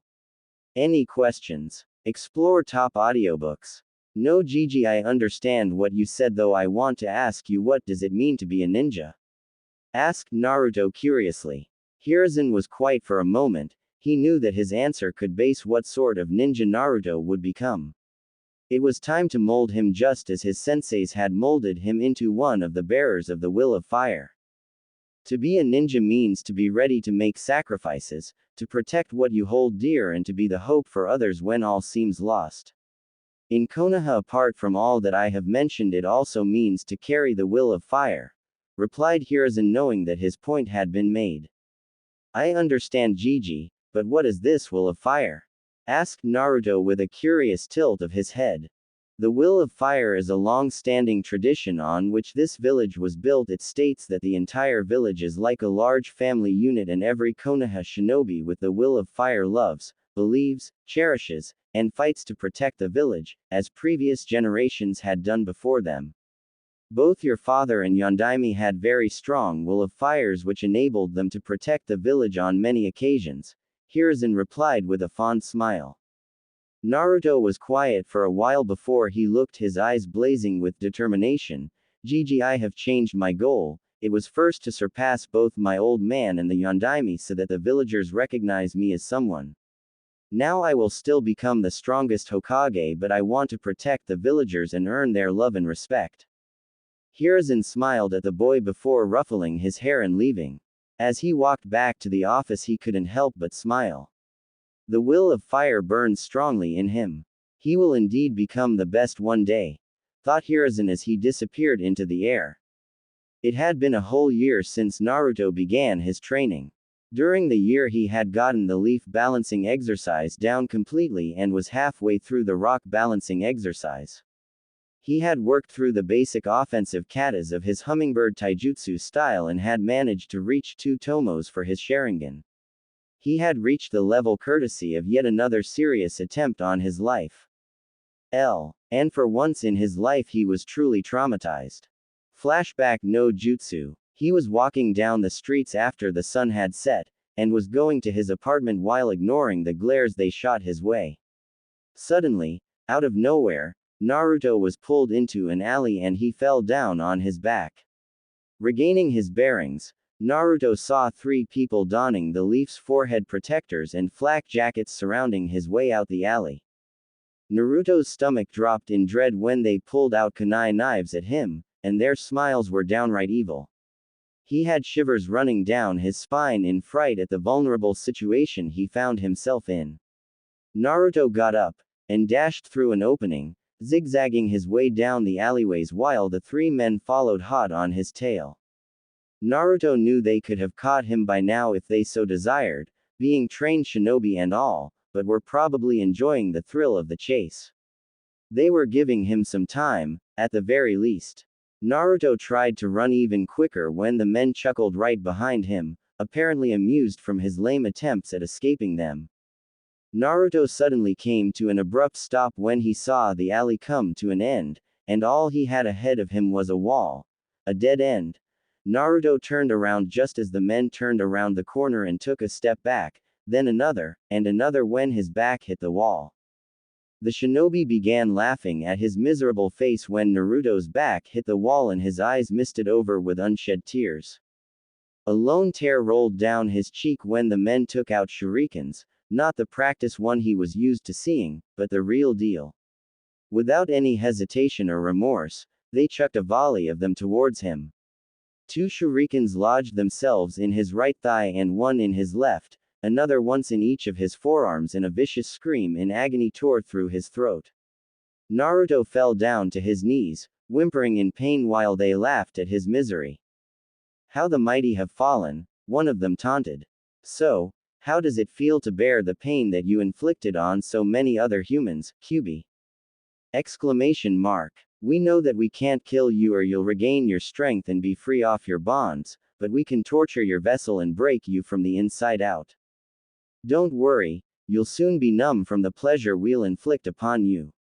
Why? Naruto whimpered dizzily. Why do you people keep doing this to me? What have I ever done to you? What did you do, you say, Kyubi? They sneered furiously. You killed so many of our villagers, and now you have the gall to ask what you did. And to top it all of, you have the guts to join the academy to regain your strength. We'll make this a night to remember.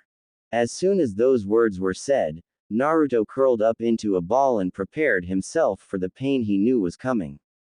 No one noticed his cerulean blue pools bleed red when they were beating, kicking and stabbing him on all his non-fatal points.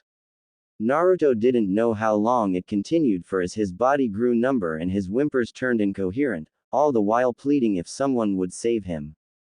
At the Hokage office, Hiruzen, having gone through a long council meeting, the point of which he still had trouble comprehending, was annoyed at being pointlessly held back for so long. They were arguing and asking pointless things off of him that, in his honest opinion, were beyond ridiculous. Moreover, he still had to go and complete all the pending paperwork that must have piled up on his desk in his absence. He sighed and ran a hand through his hair as his back hit the leather of his chair. He inked his brush and started scribbling away at the stack of folders. He must have been at it for hours since the sun was beginning to set in the horizon, Hiruzen realized tiredly. The thought of not being able to go see Naruto for congratulating the boy on making the cut for the academy saddened him. But he promised himself that tomorrow, at Ichiraku's, he would treat the boy and listen to all his babbles for the entire evening. Hiruzen had just about finished on his train of thoughts when Kakashi came striding in the door, an act that made Hiruzen grow a bit confused. Mission accomplished, Hokage-sama. Kakashi sighed lazily, further confusing Sarutobi. What mission is that, Kakashi? He questioned as if the masked Jonin had grown a second head.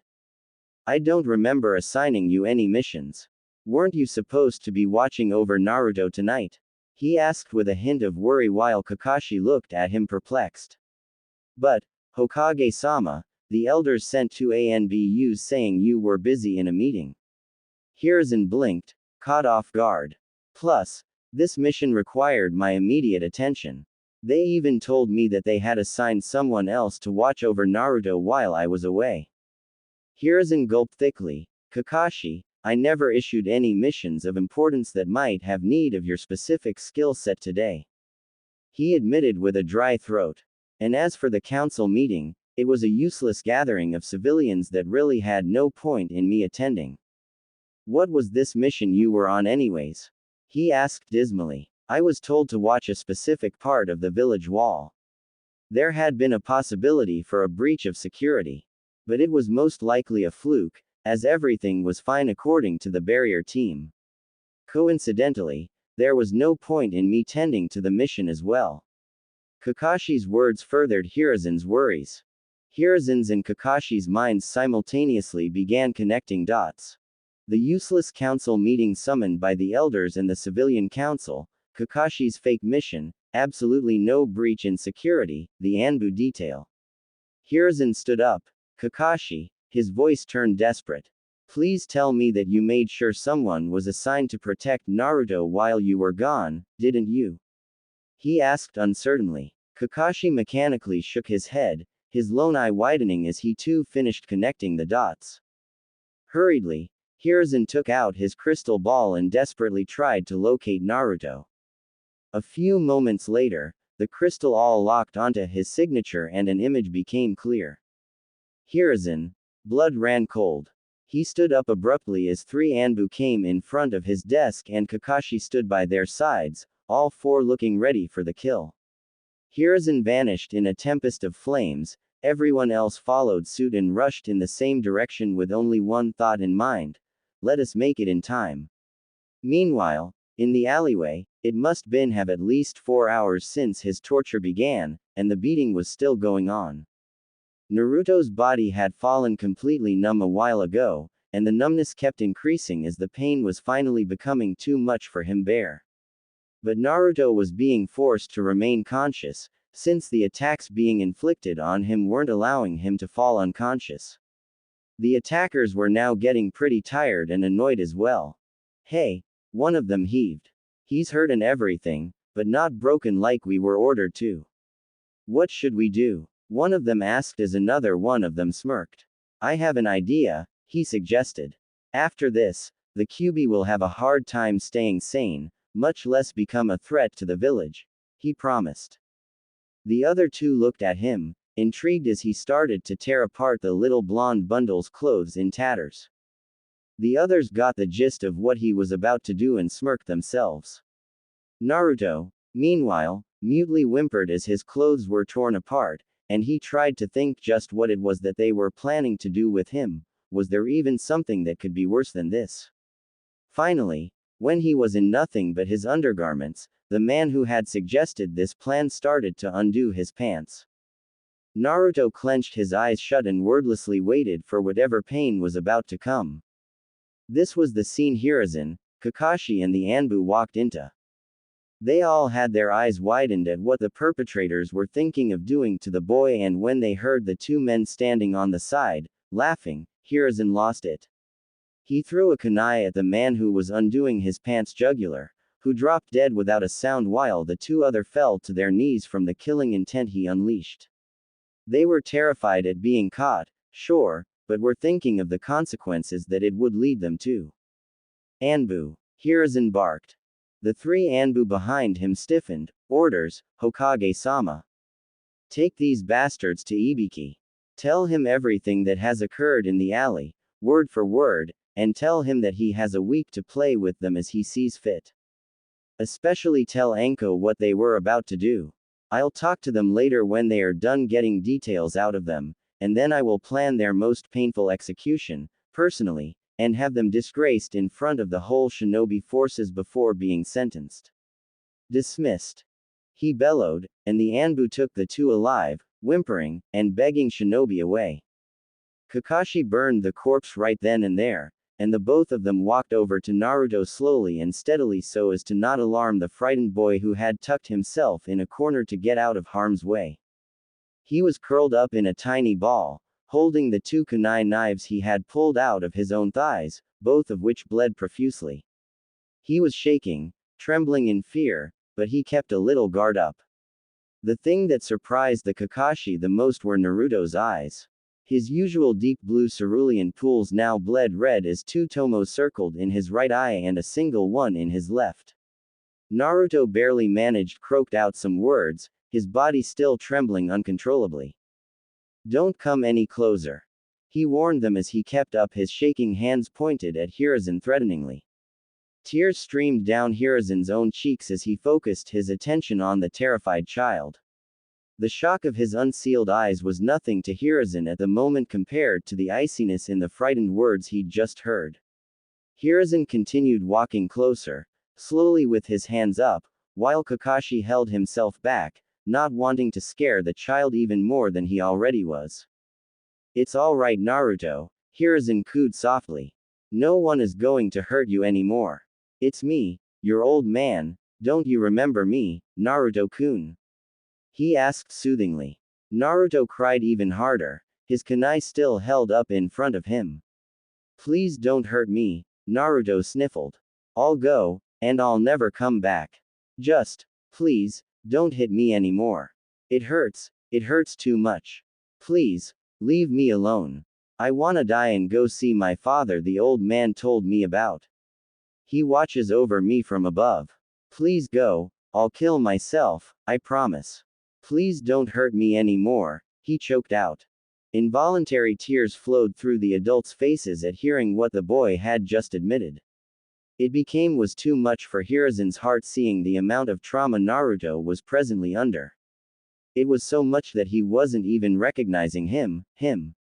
Hiruzen moved like lightning when Naruto pulled the kunai to his throat and snatched it away in a single, slick motion.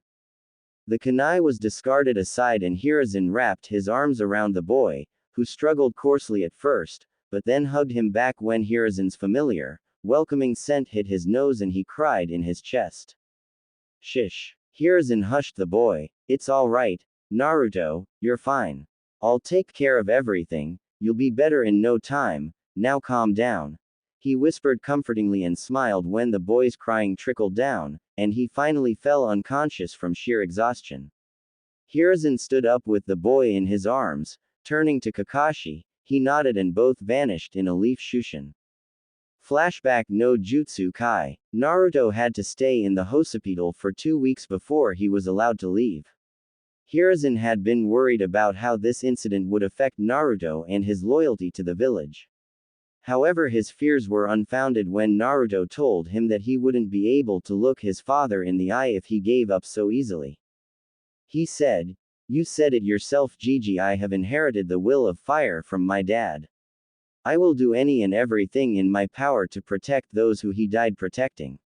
I will carve my own path and make him proud." He finished with a foxy grin showing that he was alright.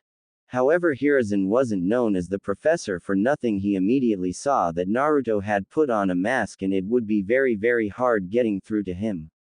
"Damn you villagers. You have taken away the last bit of innocence of a child." As he thought that, he silently let out a few tears before looking up to the sky and thinking, "I am sorry Minato, I failed you."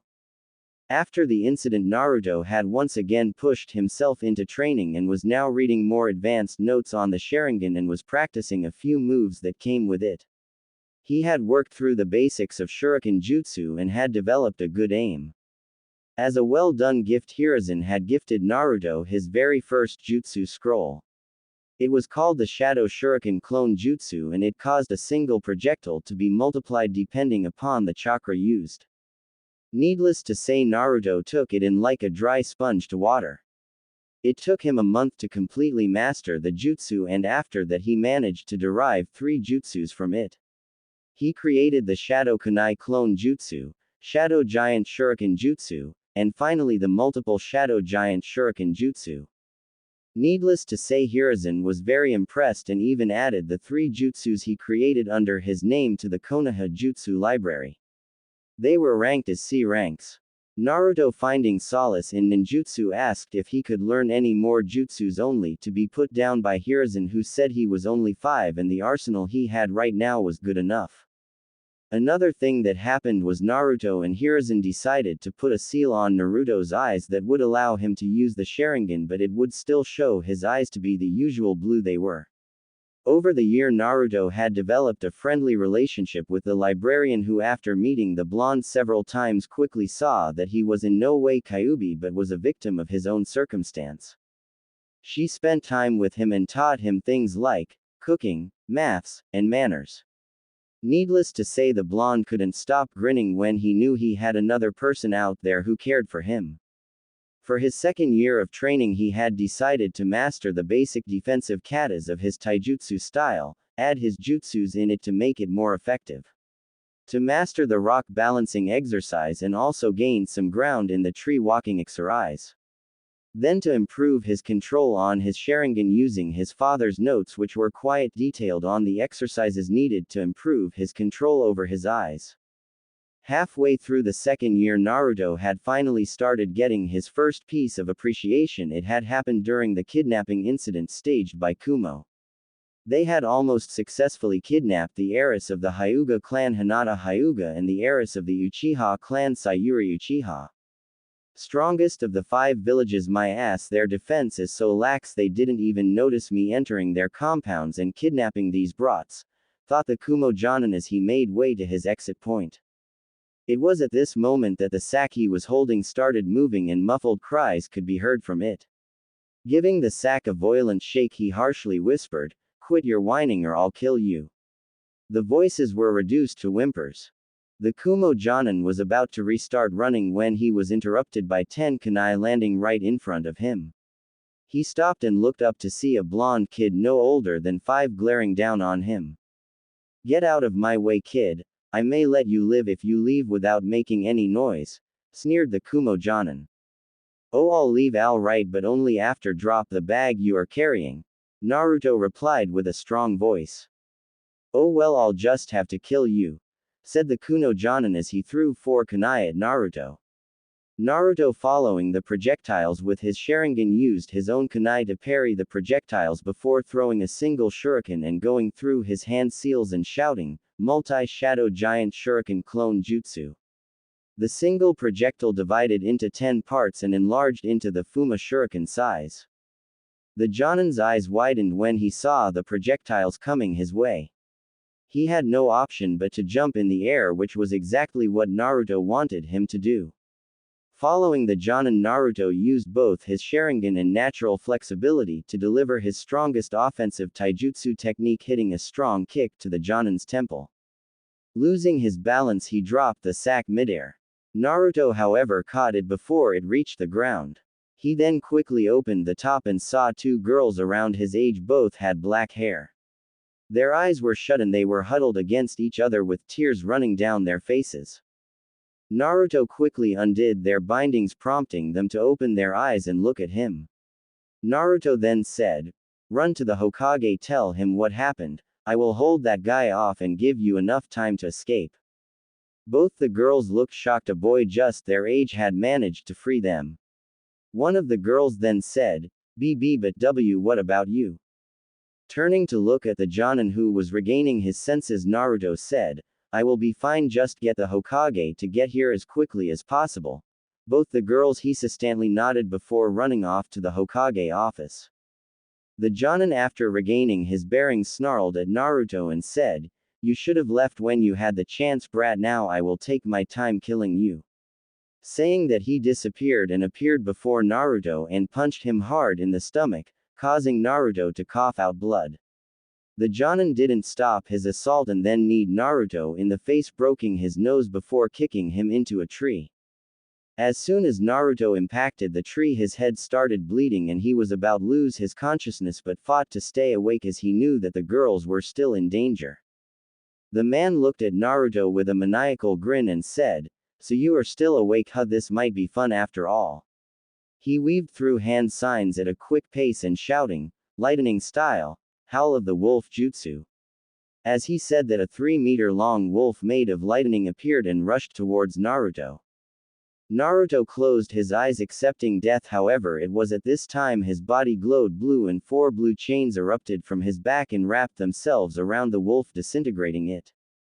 Naruto on his last legs was working on pure instinct and willpower followed his gut as the chains quickly wrapped themselves around the unsuspecting Jonin, hindering his movement.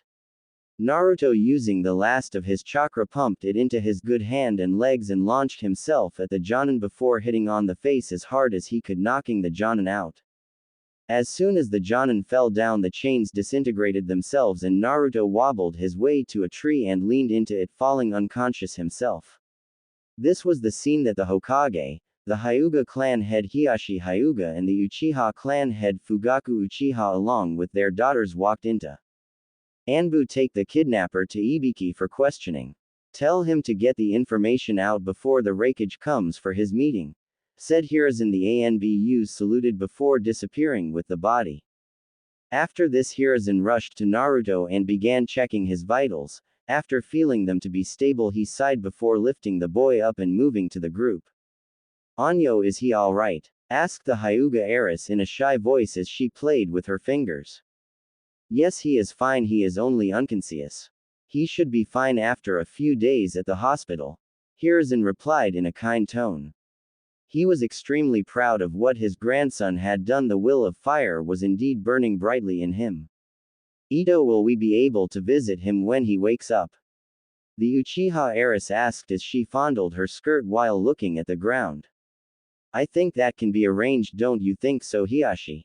asked Fugaku, to which the Hyuga clan head nodded and said, "It will be possible. This boy has garnered the favor of the Hyuga clan. We will paying for his entire recovery," announced Hiashi. "And the Uchiha clan will be responsible for his security during the days he will be at the hospital," announced Fugaku. Hiruzen nodded at that and left with Naruto taking him to the hospital. As the others left, Hiruzen thought, "Security and pay. Don't make me laugh, you only want to keep an eye on him." Quote. 3 days later. Asterisk. Naruto's eyes fluttered open and he saw the familiar ceiling of the hospital. He struggled before sitting up and spotted Hiruzen sitting on a chair. "Hey G." He was broken off by a violent cough which prompted Hiruzen to quickly make his way toward him and hand him a glass of water. After a long drink, he looked at Hiruzen again and grinned before saying, "Hey Gigi." Hiruzen then stood up and said, "Don't you hey Gigi me, mister. What were you thinking when you confronted a Jonin? You could have gotten yourself killed. What do you have to say for yourself?" he scolded. Naruto looked down, tears welling in his eyes, and in a low voice replied, "I am sorry Gigi." Hiruzen's eyes softened at that and he scooped Naruto up in a hug. He let the boy cry it out before saying, "What you did was foolish. On one hand, I am slightly angry that you put yourself in danger, but on the other hand, I am immensely proud of you. You stood for your fellow villagers and became the light for them in that dark moment. You are a true carrier of the will of fire. I am proud of you." Naruto then looked up and smiled before asking, "Gigi, how long was I out and are both of those girls okay?" "You were out for 3 days. Don't worry, I informed the academy of your absence. You can go there from tomorrow. And yes, both of them were fine. They visited you while you were out. Now get some sleep, you have school tomorrow," said Hiruzen. "Alright Gigi, good night, see you tomorrow," said Naruto as he rolled over and fell asleep.